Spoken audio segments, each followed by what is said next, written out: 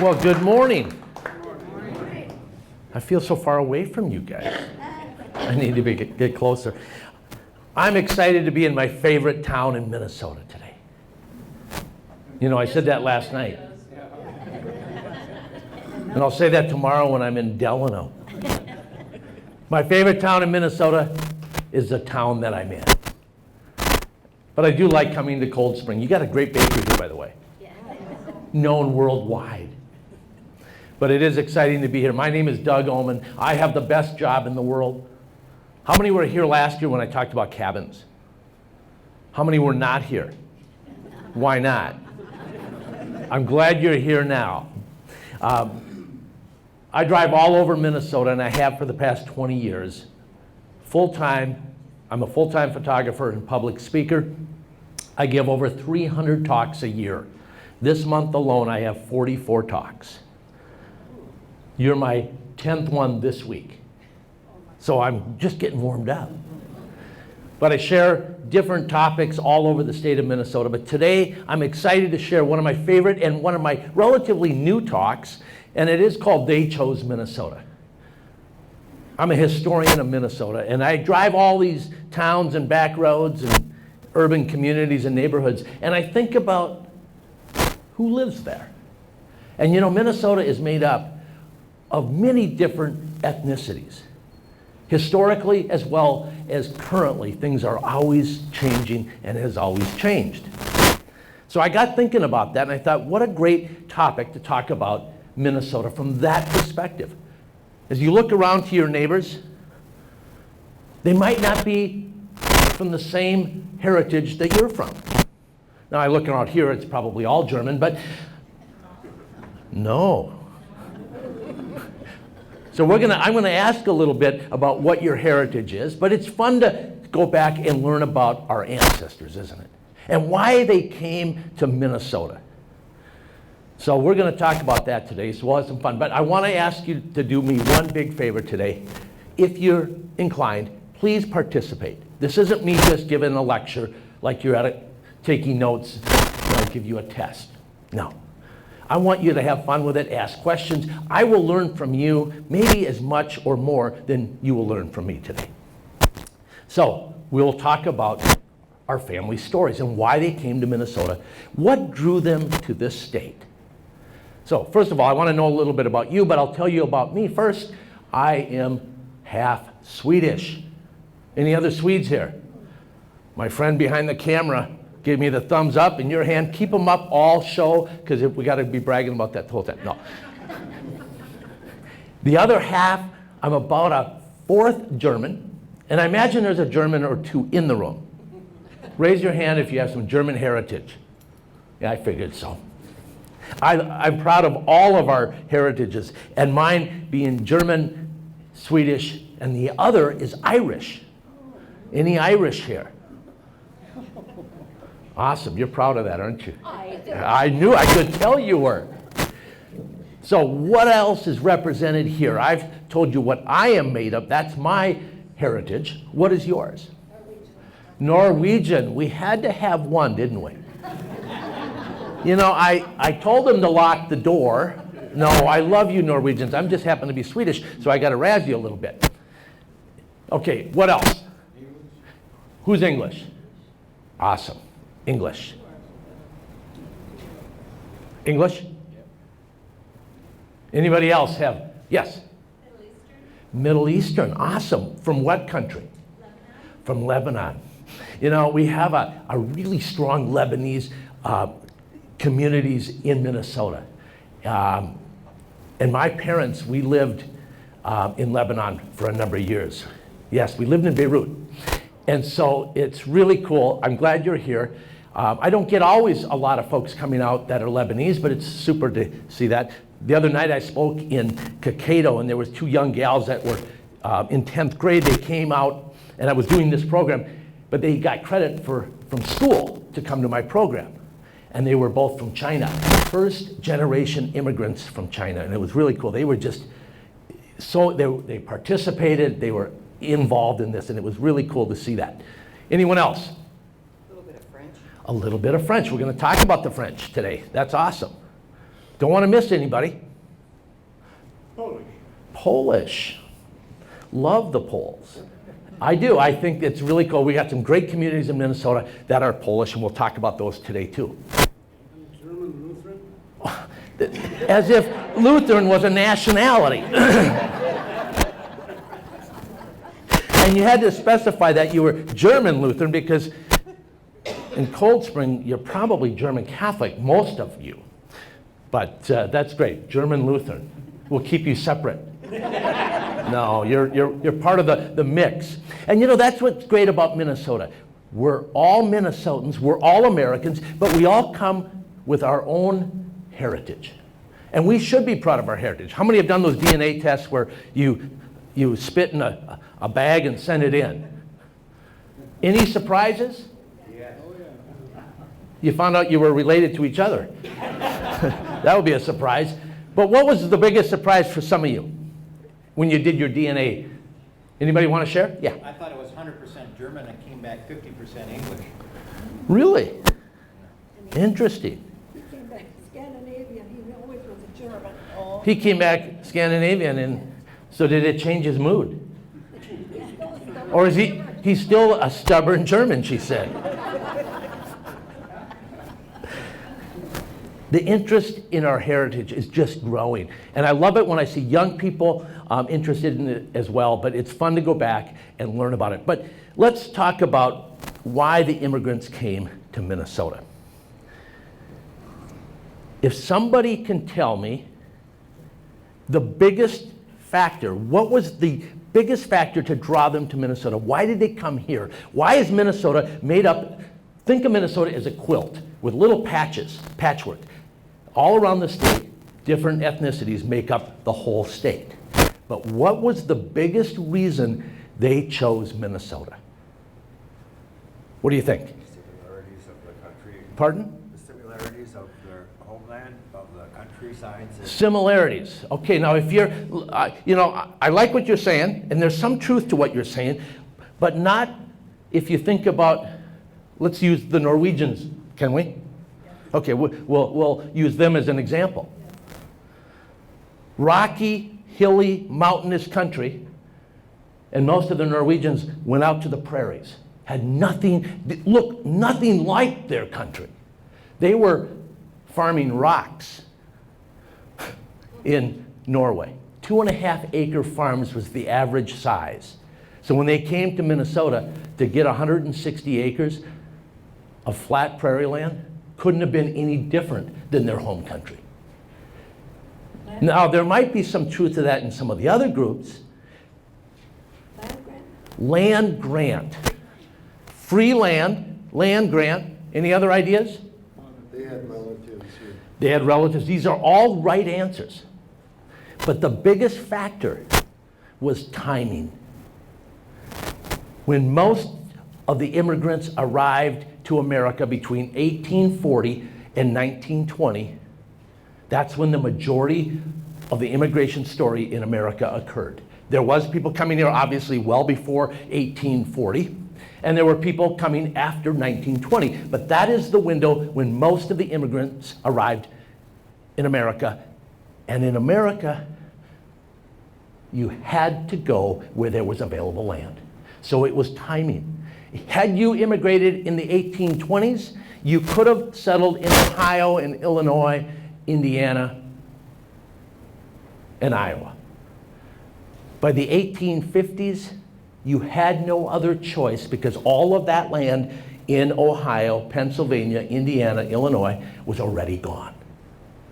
So you had to come here, and you couldn't go out west of Missouri because that was Indian territory. So as the land was opened up, Minnesota was the biggest draw. And that's why we are probably the most diverse state in terms of immigration story than any state in the country, is because of timing. Minnesota became a state in what year? 1858. But in 1862, our president, some of you voted for him, Abraham Lincoln, offered anyone that would be willing to go out to the frontier 160 acres of free land. But it really wasn't free. You had to do something to earn it, didn't you? What did you have to do? Improve it. You had to improve it. That's a great way to say it, too. You had to improve the land. You had to build a permanent structure. You didn't even have to live on it full time, but you had to put a permanent structure, not a tent. You had to build something on it, and you had to improve the land. And after 5 years, you got it for nothing. Now, imagine, again, back to that Norwegian farmer that's been farming rocks on 2.5 acres in Norway. For him to get 160 acres of some of the best land on the planet, it would be equivalent to winning the lottery today. Some of you have won the lottery. I haven't. So how did that feel when you won the lottery? None of you won. But that's what it would have felt like to that immigrant coming to this new country of America. And I have some notes here I want to just reference.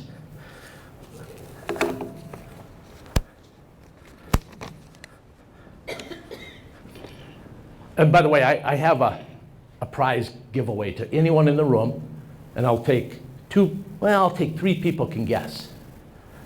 The 3 largest immigrant groups to come to America in the years between 1820 and 1975. The 3 largest in order of immigrant groups from what country? And I will give you a pack of my photo greeting cards. Who can tell me the 3 in order of the largest immigrant groups to come to America? Not necessarily to Minnesota, but to America. Raise your hand. Who wants to take a stab at it? Right over here. German, Swedish, and Irish. I like that you participated, but you're wrong. No, but thank you. Anybody else want to take a stab at it? Come on, you guys. Nobody? Irish, German, and Italian? Irish, German, and Italian. Interesting mix. Also wrong. One more? Back here. I'm going to guess Vietnamese. Well, Southeast Asia there. Okay, I'll even give you that. I'll give you the whole region. I'm not sure what country, but I'll say Somalia. Okay? And, Now, we're talking from 1820 to 1975. Okay. wait, skip Somalia. Thank you. We'll say German and Irish. Okay. I appreciate all the guesses, but you're missing the most obvious one. What language do we speak? We don't speak Spanish as a general, well, a lot of people do, of course, but we speak English. So most of the immigrants, the largest immigrant group to come to America between those time frames are English. Think about that. Everything our government set up on the English model. Our national language is English. Yes, it's diverse, but German is number 2. And number 3, not so much in Minnesota, but in America, it's Italian. So English, German, and Italian. So why did immigrants leave their country and come to America? We talked about why they chose Minnesota and why they came here because of timing. But what was the factors that pushed them out of their country? And I call it the push factors. Was it high taxes? High taxes? Yeah, there was definitely an argument to be made for it was expensive and the government was taking more than the immigrant could afford. Certainly. Yes, Rita. Some of them had to, if they stayed, they would have had to be in the military and they didn't want to. So military conscription, military service, that's one of the factors that I listed on my notes as well. And it's going to be an interesting story when you talk about military, especially with the immigrants that came in the late 1850s, early 1860s. They arrived in Minnesota at the time the Civil War. Do you know that 22% of the volunteers in Minnesota were of German descent? And many of them had escaped Germany for just the reason to avoid military service, but when they got here, they felt an obligation to help preserve the Union that they believed in. So we got military service, we have government regulations and taxes. Any other reasons? Yes. Persecution. Religious persecution primarily is what I think you're getting at. And that's exactly one of the factors. Yes. Living conditions and famine. Oh, absolutely. Living conditions and famine. Most people came, or I would say at least half of the immigrants came because of the conditions were so poor that they didn't really have anything to lose by coming here. Anyone else? Any other reasons? Yes. Pardon? Landlocked. So there's no land opportunities.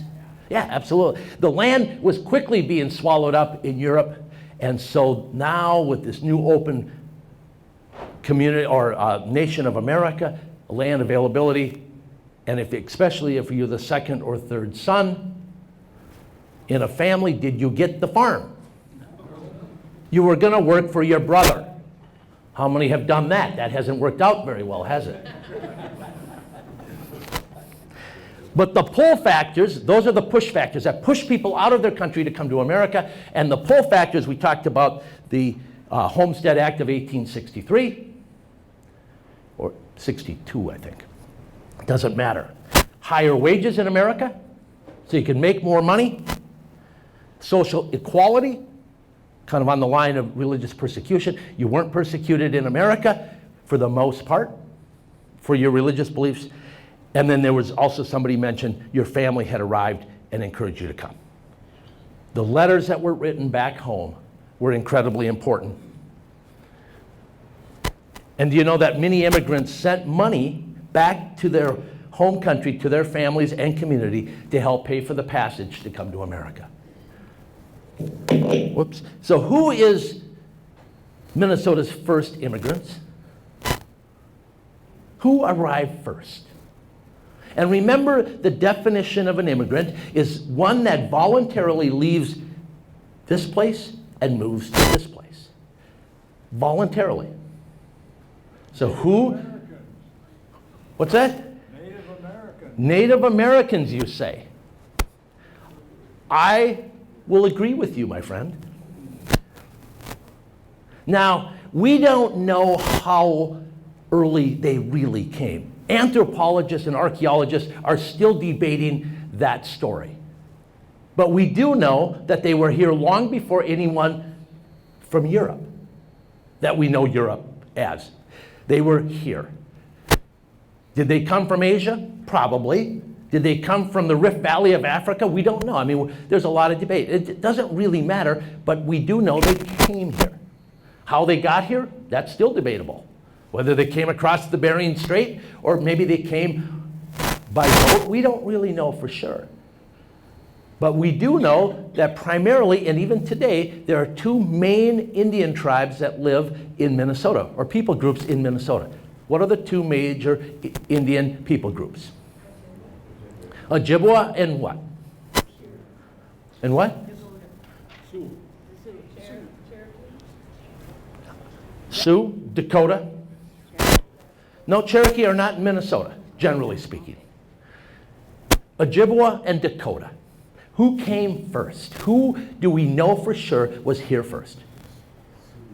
The Dakota was here first. The Ojibwa came from the east. And they came, and if you were living in Minnesota in the 1600s, all of Minnesota would have been Dakota.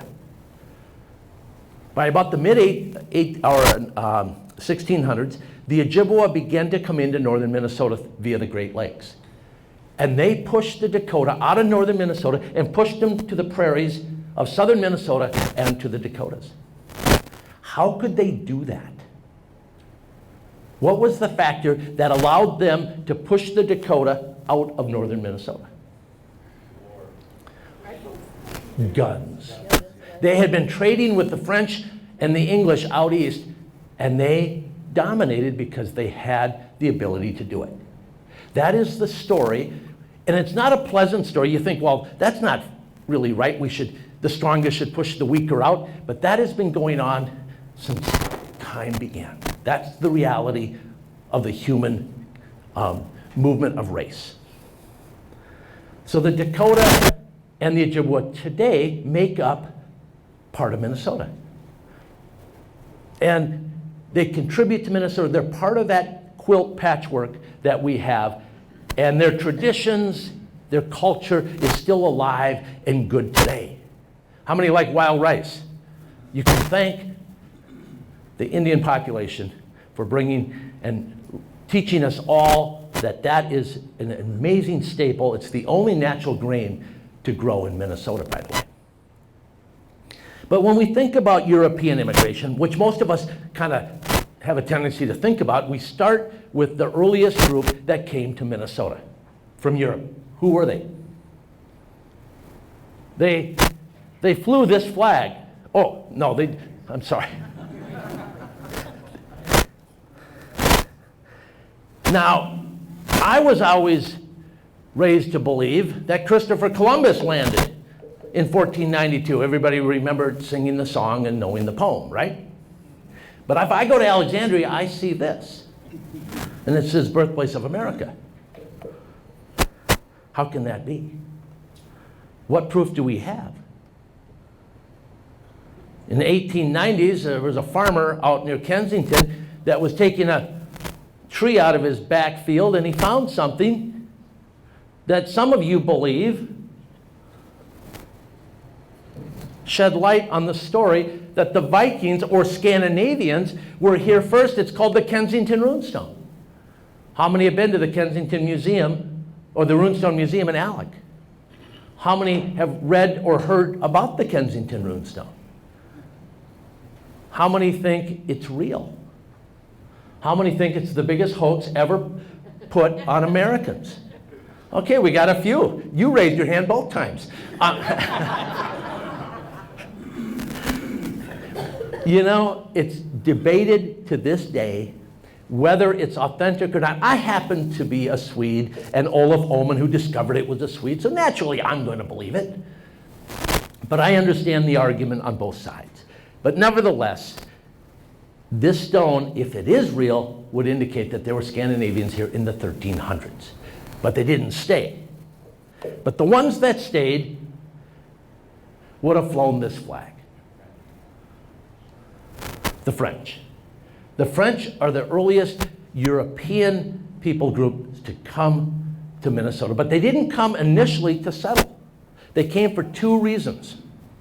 What were the two reasons the French began coming to what is now Minnesota? Fur trading being probably the most important economic reason they came here. What was another reason? Anybody know the second reason why the French would have come to what is now Minnesota? Exploration? Well, to get the furs, they would have to do some exploring, certainly. Yes, they were mission-minded people. Why do you think we have names like Father Hennepin? He was a priest. Daniel Duluth, who we have the town of Duluth name, he was also a priest. The priests followed the same pattern as many of the early fur traders that were French. So did they, after the furs were pretty much taken, by the 1840s, the fur trade in Minnesota was quickly declining. It would continue for a few more years after that, but pretty soon there was not a lot. The fur trading went west, and it went up into Canada. So did the French stay? They did, because of a certain number of individuals that encouraged French immigration to what is now Minnesota. This man in particular might be at the very top of that French story. What is his name? He started many of the French towns that we know today in Minnesota. His name is Pierre Bottineau. We have a county up in North Dakota. How many know we have an area called Bottineau up there? And what towns in Minnesota did Pierre Bottineau establish for French immigration? Give me a French town. And it might be a Bottineau town. Faribault is a French town. It's not a Bottineau town. It's a Faribault town. No, it was started by a man by the name of Alexander Faribault. And we'll show his house in a minute. Pardon? Le Sueur is a French town name, and it was French, but it was not a Bottineau town. St. Croix? Are you thinking about Taylor's Falls area? That was English. We'll talk about that in a minute. Towns like Cloquet is French. How about towns like Osseo, Little Canada, Centerville, Hamel, Dayton? All French towns started by this man. Then he went up north, started Crookston, Red Lake Falls. These are French towns, started by this early pioneer. He started in the fur trade, but he realized that Minnesota was a good place, and I'll encourage French people to come and settle it and begin to establish themselves as one of the first immigrant groups to come to Minnesota.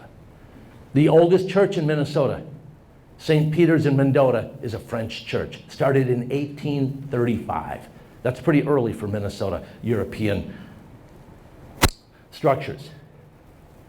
And the French were almost 100% Catholic. And they brought their faith with them, built their churches, built their homes. This is the Alexander Faribault House in the town of Faribault. Still stands today. This was built in 1861, the first year of the Civil War. The oldest house north of the Twin Cities in Minnesota was at a town site that had over 700 people living in the town, and today there's only one building left, and you're looking at it.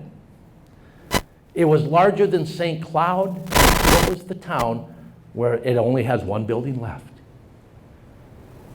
On the Mississippi River, the town was called Crow Wing, north of Little Falls. This house was the mayor's house. His name was Clement Bellelou. What happened to the town of Crow Wing? Why isn't it here today? An early French town that was on the site of an early Indian fur trading post. What happened to Crow Wing? Nobody knows. I do. For $10, I'll tell you. The railroad was coming to Crow Wing. It's in the early 1870s. Who is the railroad king that was building all these railroads in Minnesota? James J. Hill. He arrives at Crow Wing, largest town north of the Twin Cities. He's running his railroad across northern Minnesota. Naturally, he's going to bring it to the largest town, right? So he approaches the town and he says to the mayor, "I'd like to build a railroad bridge at your town." Most towns would have welcomed his railroad. But what did Clement Bellelou say? You can do it on one condition. Every time a train goes across the bridge at our town site, you will pay us a toll. Now, what do you think old Jimmy Hill said about that? You're crazy. I'm bringing the railroad to your town, and you have the gall to charge me? Clement said, "You don't like those terms, go somewhere else." You know what Mr. Hill did? He took his railroad 8 miles north to a small little logging village, barely a speck on the map. That town later became Brainerd. Clement Bellelou's town disappeared. His house, ironically, is the only one standing, built in the 1840s.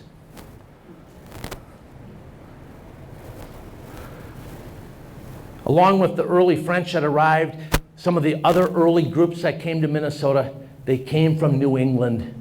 They were English, and they arrived in the years before the American Civil War. Some of you are English. We call them, in historic terms, we call them Yankee Old Stock Americans. Many of them were ancestors that had come across from England and from European mainland early in the American experience. They came to America. We didn't get a huge population compared to later immigration such as Germans and Scandinavians, but they did make their way to Minnesota.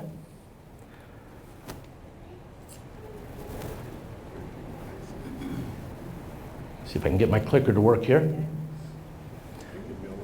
The oldest house in Minnesota was built and lived in by a Yankee Old Stock American, born and raised in Detroit, but his family goes back to New England, and he is our first governor. How many voted for Henry Sibley? This is the oldest house in Minnesota, and he was a Yankee. Do we have any Yankee towns in Minnesota? English towns. If you're going to think of a couple English towns, where would you take me? Prior Lake. Prior Lake. Why Prior Lake? Your ancestors weren't there. No. No? No, well, no. There is some English that settled in Prior Lake. Probably more Czech in that area, but there were some English. How about the largest town in Minnesota? Minneapolis. Minneapolis, and some of the oldest towns in our state are English origin towns. One of the reasons why they came to Minnesota, those English, was to do one important thing. They came to harvest trees. They were our loggers. Okay, they came from New England. They had logged out Maine. They moved to Michigan. The next step is to go to Wisconsin and Minnesota. Where is this house at? Pardon? Oh, the Sibley House is in Mendota. They established some of the oldest towns along the rivers. If you think of river towns, they're the oldest towns in the state. One of the oldest villages is a town, it's got a French name, it's south of Red Wing, it's called Frontenac, and this is a house in Frontenac. But if you think of old towns, how about Wabasha, the oldest town in Minnesota? How about Stillwater, the second oldest town in Minnesota? How about towns along the river, including Minneapolis? How about Anoka? How about Monticello? How about Clearwater? These are all English towns. And they came here because the river provided a spot to build something, a sawmill. Yeah. They went into the woods and they were our loggers. Now, other nationalities also logged, but the English, or the Yankees I call them, they were our lumbermen. They would spend the winters in the woods. Can you imagine being a lumberjack in Minnesota in a long, cold winter? Like last year? And they used the rivers to float the logs to their town sites where the mills were built, and towns began to grow. Marina and St. Croix, Taylor's Falls, along the St. Croix, along the Snake, the Kettle, the Rum, even the Crow. These were rivers that had logging operations on them. Probably the most English town of all of Minnesota. I love this town. It's called Taylor's Falls. Go to Taylor's Falls today, and you feel like you're stepping back to New England. I mentioned Minneapolis. Now, St. Paul is not an English town. It's a German and Irish town, but Minneapolis is a Yankee town. Now, later it became Scandinavian, and all kinds of different groups came in and settled in Minneapolis, including the Lebanese. But early on, Minneapolis was an English town because it had the largest sawmill in the state, down at the falls at St. Anthony. And it was owned and operated by this man right here. His name is Ard Godfrey. Ard Godfrey's house is still standing today along above the falls at St. Anthony. It's the second oldest house in Minneapolis.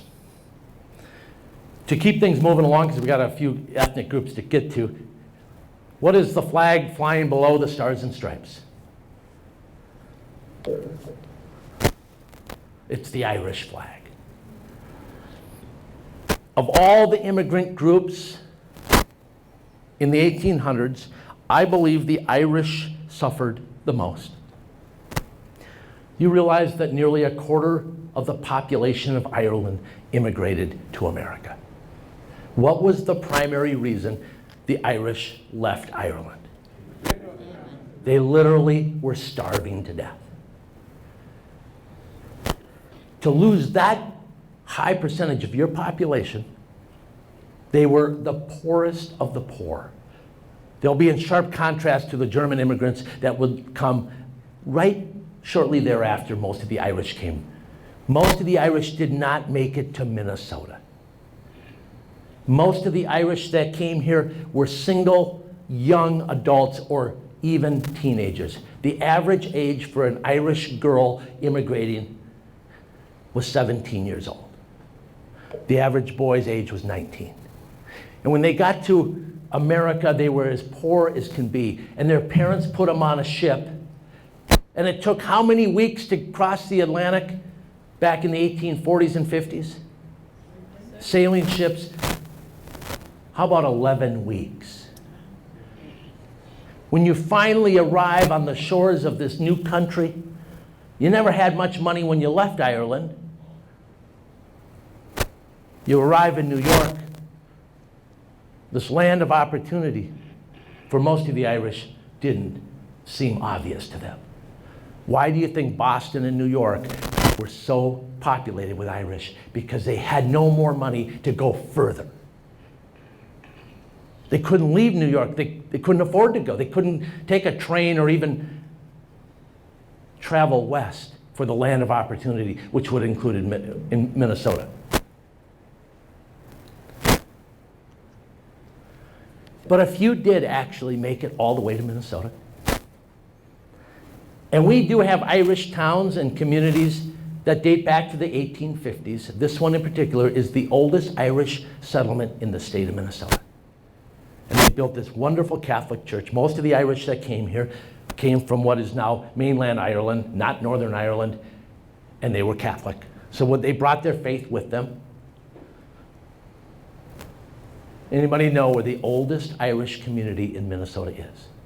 Afton? What's that? Afton? Not Afton. Rochester? Not Rochester. The oldest is down by Belle Plaine. It's a little community called Jessenland.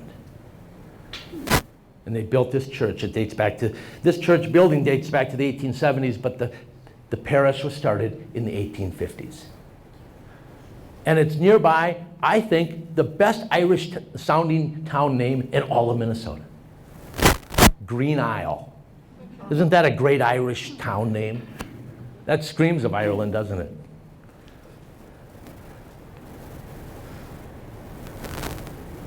When I look at pictures of children and young people, I think about the Irish story. Again, most of the Irish that came here were single, young adults, or late teenagers when they arrived. Now that will be in contrast to both the Germans and the Swedes, mainly the Swedes who came as a family of immigrants. Husband and wife towing a kid or two along. But the Irish, it wasn't the case in most situations. They were generally single. And when the Irish, like I said, when they arrived to America, they had no money, so they got whatever jobs they could get. But Americans that were already here looked down on the Irish. How many know that story? There were signs out in front of storefronts, no Irish need apply. So they were discriminated against in a really severe way.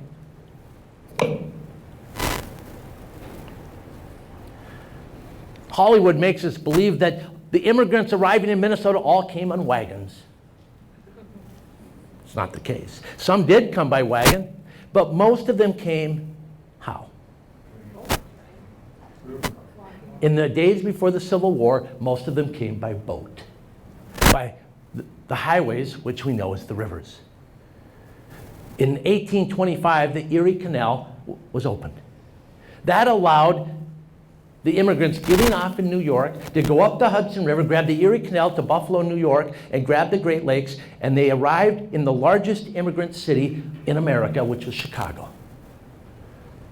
Now, how do you get from Chicago to Minnesota? You take a wagon to Galena. You grab the riverboat in Galena and you go to St. Paul. That was the route for most of the immigrants in the years before the Civil War. Some of them, Germans in particular, came up the river from New Orleans. And all those major cities along the rivers in America, in the heartland of America, have a very strong German influence. We'll talk about the Germans in a minute. But most of them came by water. Some did come by wagon. Here's the flag you've been all waiting for. largest immigrant group to come to Minnesota was German. Now the Germans didn't leave the destitute country that the Irish left. Ireland was starving to death. Germany, yes, there were some economic hardships in Germany, no doubt, but not to the extent of the Irish story. Most of the Germans had money. They were known as the wealthiest immigrants when they came here. Not to say that they were really rich, but when they arrived in Minnesota, they weren't as destitute and poor. That's why they came in greater numbers. They still came, most of the Germans came through New Orleans and came up the river. Some did come through Boston and New York, and even some through Canada. But when they arrived here, they had more money in their pocket, and they were able to get to the land that was available after Lincoln did the Homestead Act. And when they arrived in Minnesota, those Germans were smart. They could have taken any land they wanted. What did they do? They took the best. Some of the best farmland in America, and on the planet for that matter, is owned and operated by German farmers. And I don't blame them a bit. So when they arrived, now the German story, many of them came because there was no land left in Germany. We talked about that earlier. They also would come, and they were usually young, as most immigrants were, but they settled in towns that became very, very German. And you guys are living in one here in Cold Spring, but how many know if you go to New Ulm, you better fake you're German, right? Besides Stearns County, which is really German, of course, besides New Ulm, give me some other German towns. What's that? Cologne, yeah, all these names, even the names scream of towns in Germany. Hamburg. How about anytime they put a new in front of it? New Munich, New Ulm, New Germany, New Trier. These are all German towns in Germany. They just brought it with them, and that's kind of cool. But Minnesota certainly is made up of a lot of Germans. And St. Paul became the hub of German immigration. This is where they came. Many of them stayed in St. Paul, and St. Paul is more German than any other nationality. Now, I know the Irish like to claim it, but really it's more German than even Irish. Can you imagine the German immigrant getting off the steamboat and seeing St. Paul, what it looks like today? What a shock that would be. They built magnificent churches. And I don't have to tell you folks that. All you have to do is drive around to every small town in this neck of the woods, and you'll find fabulous churches. Where's this one? In a very German town, by the way. It's not in Stearns County, but it's in Wright County. This is St. Michael. Anybody have a favorite church besides the one next door that's German in your state? The one in Melrose? You like the one in Melrose? Yeah, that had that tragic fire. Yeah, that's a great church. How many have been to Holdingford? How many have been down to Richmond? How many have been, is it called Jacob's Prairie or Jacob's Prairie, I think? Piers, great church, yeah. They built, how about the interior of, whoops, get this to work here.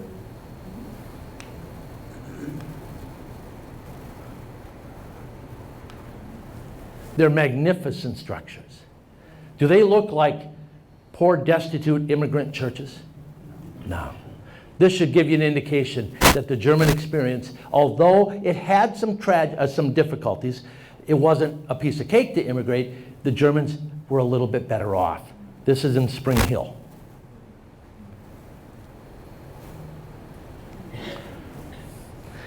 I do a lot of work in cemeteries, and I'll never forget, I stopped at a German cemetery and taking pictures, I found this German grave, and I love that when they have the image of the immigrant on it. And so I looked at that, and as a German, and I thought, look at that guy. Does he look hard and strong? And he's ready to get it done. Then I looked at his wife next to him. You think he looks tough. Check her out. And you tell me these Germans weren't hard, sturdy people. Absolutely. This is over in Wright County, by the way. German young people at a picnic. Do they look poor, destitute immigrants in the queue lines at Ellis Island? No. Look at the gal on the right. Look at her waist. She needs to eat more than watermelon, doesn't she?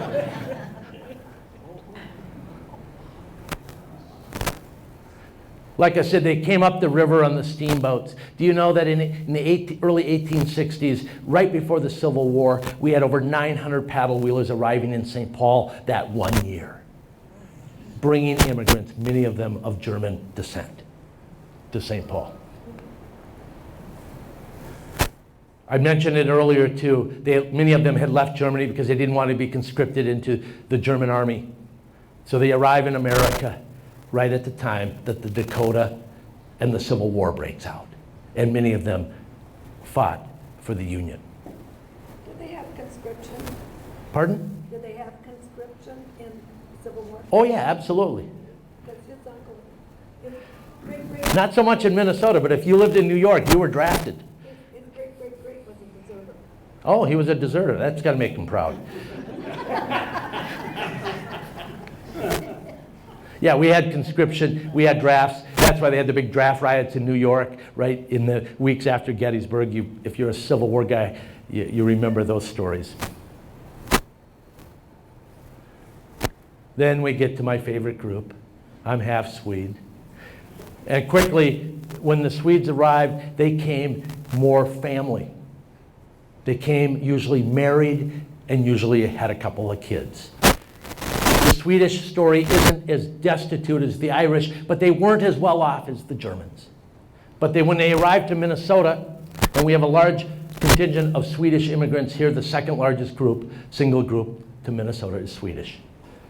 Here's a statue in a cemetery over by North Branch, between North Branch and Cambridge. That is the quadrant that most of the Swedes went to. They went up to Lindstrom, Chisago, and that part of Minnesota. They didn't come out here to Stearns County. You won't find a Swede after I leave today in this county.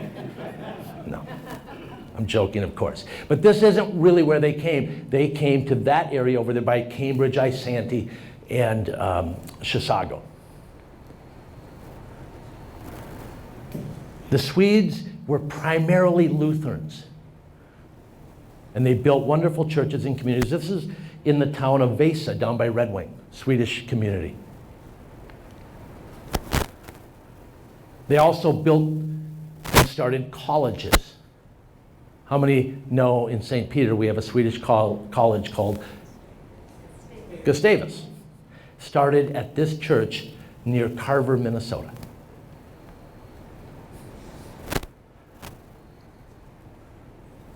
Lindstrom, Minnesota, the water tower screams of Swedish. The early Swedish cabin, this is the Karl Oskar house. Karl Oskar is a family that immigrated, but it's a made-up story by Wilhelm Moberg, who wrote the Immigrant Stories. How many have read the Immigrant series of books? Some of you have read it, yes, about Carl and Christina leaving Sweden and coming to America. And there's a statue in Lindstrom showing Carl and Christina. It's right in the middle of the road in Lindstrom. And it's a great statue, and it tells you everything you need to know about the emotions of immigrating. Carl is looking like this. Christina is standing next to him, and she's doing this. Carl is looking forward to the new land of opportunity. Christina is going, I miss my folks. I miss my family. I miss them. I'll never see them again. And we got to realize that when the immigrants came here, many of them and most of them would never go back to their country. They would never see their loved ones, their family. There would be letters, certainly, but that's not the same. When you left the shores of Europe, you would never see your folks and family again. I did that again, didn't I?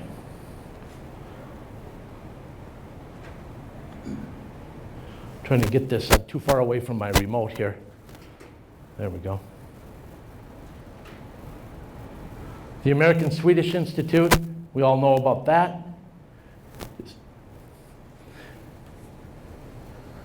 In the early days of immigration, when they came through New York, they did not come through Ellis Island. Ellis Island wouldn't be opened up until the early 1890s. What was the port of entry in New York called before Ellis Island?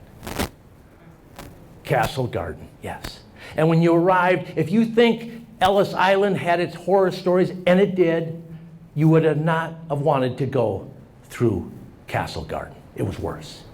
How many have been out to Ellis Island and seen and heard the stories and seen this incredible port of entry? Think about it. You arrive in Ellis Island. If you were lucky enough, you could get off your ship, but it could have been quarantined, and you would wait in the harbor until everyone on the ship was of good health. So you finally arrive and you get off your ship and you get put in queue lines, waiting to be processed through. You're carrying your luggage. Everything you own is in one suitcase or one bag or one trunk you're dragging behind you. You finally, after hours and hours of waiting, you finally arrive at the front where a pretty ornery immigration official welcomes you to America.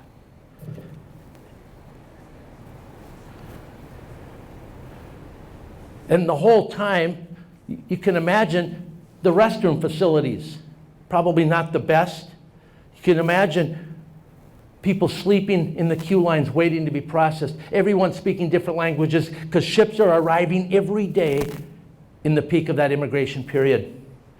And then you get to the front of the line, you finally make it, and the inspection officer notices that you have a red eye. You have contracted pink eye maybe on the way over. So he reaches in his little desk there at the end of the queue line and he grabs a crochet hook, similar, and he says, I have to check your eye, and he peels back your eyelid. And by the way, he had done that for the people in front of you, and he didn't go to the restroom and wash his hands. And that tool he used wasn't sanitized. It had been in somebody else's eye 5 minutes before. So when we think of immigration as this grand experience, this land of opportunity, everything is rosy, everybody's treating us well, America is this welcoming place, and it is in many respects. I don't want to disparage that story, but it was hard. So finally, you make it through Ellis Island. But you have to pass 2 tests first. In the peak of immigration through Ellis Island in New York, there were 2 tests you had to pass. One is you had to have $25 in your pocket. If you didn't have $25, you were classified as a public charge, and you were sent back to your country. Now imagine, you come across the Atlantic. Even in the days of steam travel, it's going to take 6 to 7 weeks. Then you have to go back to Copenhagen, go back to Stockholm, go back to wherever you came from because you don't have enough money.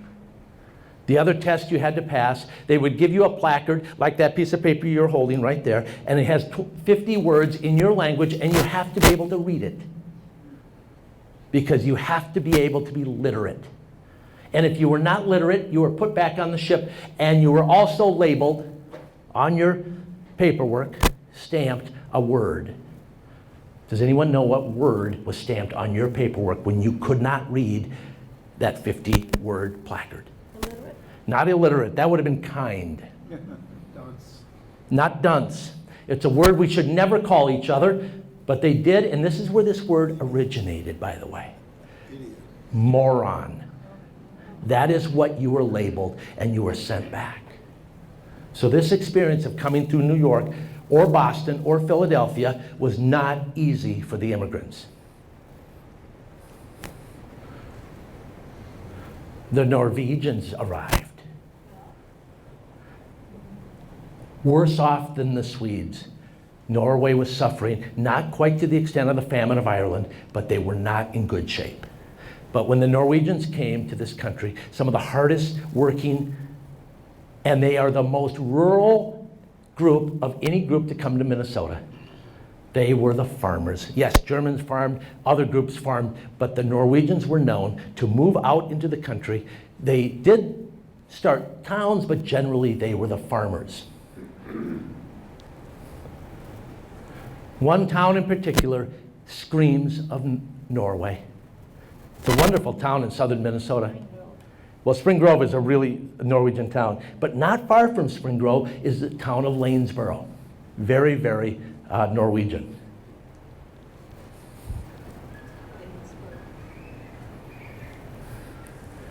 Drive the countryside, and if you see a little white clapboard church on an end of a county road on the horizon, whether it's in Minnesota or even North or South Dakota, chances are it's Norwegian. And again, when you think of leaving the hills of Norway, moving to the plains of America, it couldn't have been any different landscape-wise. And think about how forlorn and lonely these immigrants were. When you look at this picture, you imagine living out there. Your nearest neighbor might be 5, 10 miles away. How lonely the immigrant experience was when they arrived. That's why they clustered together. And the Norwegians were known for that in their own towns and communities.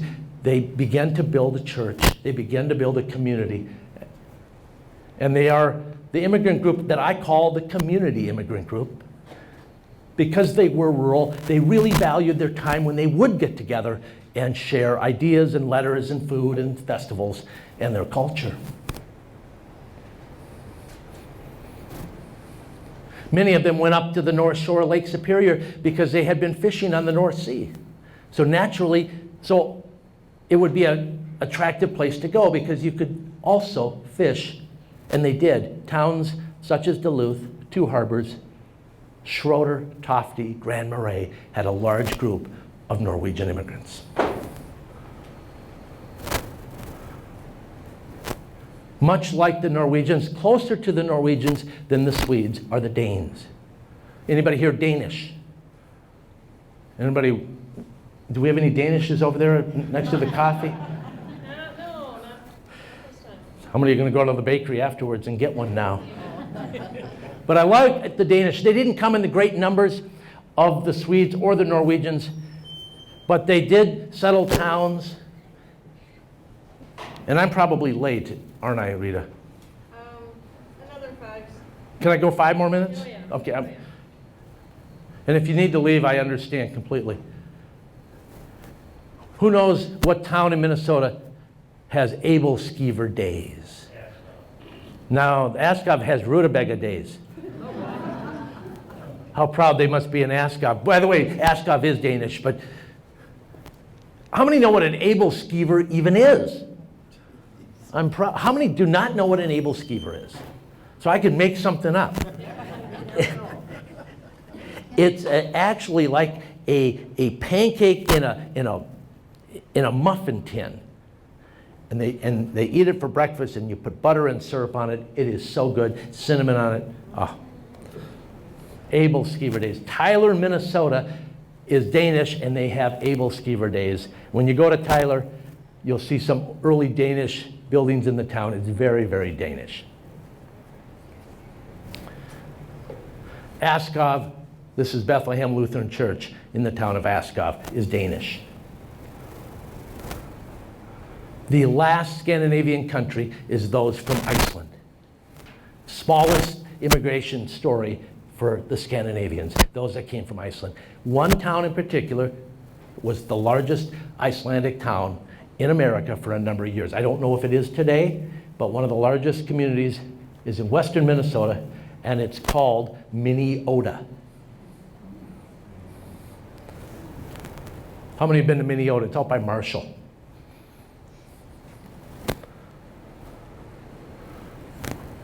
The Finns came to Minnesota, the 4th largest group, and they are not Scandinavian, by the way. A lot of times people mistake the Finns, they think they're Scandinavians because they're close to Sweden, right? But the Finns are not. Fourth largest group, as I mentioned. Where did the Finns settle in Minnesota? What were some of their towns? Finlayson. That one's way too easy. No, that's good. And they did settle Finlayson. You bet. There's a lot of Finns up that way. Iron Range. Most of the towns on the range had a large group of Finns. Sabika, Monaga, New York Mills. Very, very Finnish. Esko. Kakedo and Dassel. Kingston. Very, very Finnish. But my favorite Finnish town is Monaga, because in Monaga, along the highway, they have the St. Urho. How do you like St. Urho? Go to Finland. They don't recognize St. Urho because it was made up by a few farmers here in Minnesota, made up this saint. How do you like that story? St. Urho allegedly chased the grasshoppers out of Finland with his rake. I love the story. You can see his statue as you drive on 71 through Monaga. The Czech communities, they came here. Most of the Czech people settled south of the Twin Cities, New Prague, Montgomery, Lonsdale, Vesely. Some settled out at Silver Lake. Some even came into Stearns County. The Czech people, I'm sorry, that wasn't Czech, that was my mistake. I read the flag wrong. That was the Dutch flag. We'll talk about the Czech next, but the Dutch. Who's Dutch here, anybody? The Dutch came because there wasn't enough land, much like the German story. So where did they settle in Minnesota? Where did the Dutch plant their roots? Edgerton, very Dutch, down by Pipestone. How about this town here? It's got a windmill in it. That should give you a hint, right? The town of Pease. How many know where Pease is? How many want to know? North of Princeton. And my mother-in-law would always tell a joke, and it was as edgy as my mother-in-law ever got. She'd always say, the railroad runs from Princeton to Malacca and stops at Long Siding and Pease. And then she'd laugh like it was the first time she ever told that joke. I don't know if she was thinking about the Dutch story or not, but Pease is a Dutch town. Clara City out in western Minnesota, Prindsburg out in Kandiyohi County is Dutch. Also, not far from Pease is the town of Ogilvie. That is also Dutch.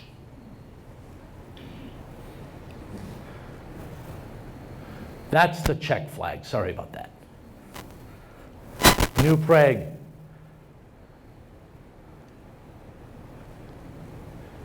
The Danes have the Abelskiver. The Czech have what? The what? Pizza. Nope, not pizza. I don't know what that is. How about Kolachkis? That is the Czech name, right? Some of you are getting hungry already. I think the Czech story is such a cool story because much like their German neighbors, they were incredibly good farmers and they picked good land to settle in. And some of the best farmland is south of the Twin Cities, and the Czechs have made good use of that great land opportunity. Quickly, let's not forget the Poles and how important they are to the story. And you're Polish? Yes. Awesome. Part Polish. Great story. Sadly, the Polish people have always been pushed around in Eastern Europe. Their borders, like the Czech, constantly was changing throughout history. But when the Poles came to America, they were happy to be here, and they made a name for themselves, and they made a great impact. Where did they settle in Minnesota? Holdingford, Arbon. Yeah, you got great church in Holdingford that's Polish. Up toward Elmdale and Bolus. That's pretty Polish, isn't it? Sobieski in Todd County, and then you get over into Benton County and you go to Gilman. That's pretty Polish. But the largest Polish settlement in Minnesota is in Winona. Beautiful Catholic church in Winona. Another little town that's Polish, and you would not be able to pronounce it had they not put this on top of the sign.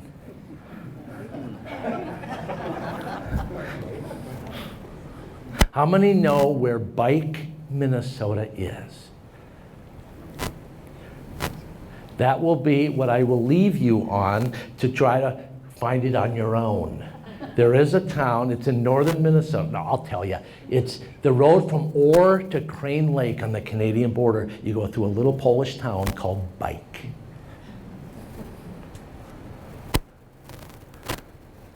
We had Russian immigrants from Eastern Europe. This is in the little town of Caribou. And I'm just wrapping it up here. Serbians came, Eastern Europeans. They're the later chapters of immigration to our state.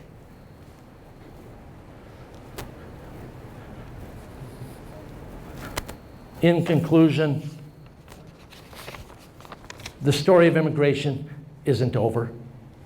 It continues today, and we should conclude with this, that we have people coming to Minnesota, and it's a welcoming place for the most part. To all the new arriving immigrants, it's part of our story that is not necessarily German or Swedish or Irish, but there are new groups coming. And today, do you know what, folks? We have approximately, these numbers are approximate, 75,000 immigrants from Somalia. We have about 60,000 immigrants that are Hmong descendants or heritage. We have 30,000 immigrants from Liberia. We have 10,000 approximately immigrants from the old country name called Burma, now called Myanmar, and they're called the Karen group. About 10,000 from China have chosen Minnesota. We have about 45 to 50,000 Jewish people living in our state.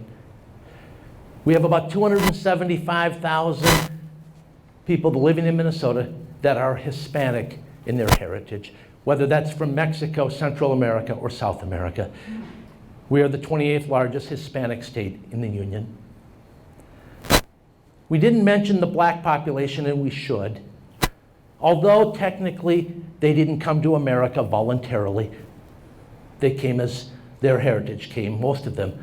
Not all of the blacks came as slaves, but many of them did.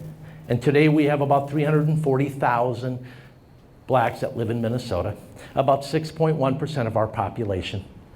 I mention these stats because I want you to recognize that the story's not over. The story will continue. And if you could look 100 years into the future, this room will look different. And that's okay.